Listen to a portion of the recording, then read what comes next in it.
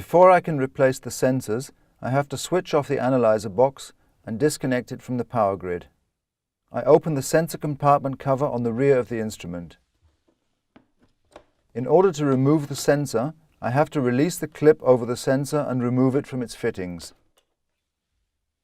I disconnect both hoses on the left and right of the sensor and remove the sensor. I then insert the new sensor into the slot and connect the sensor to the hoses.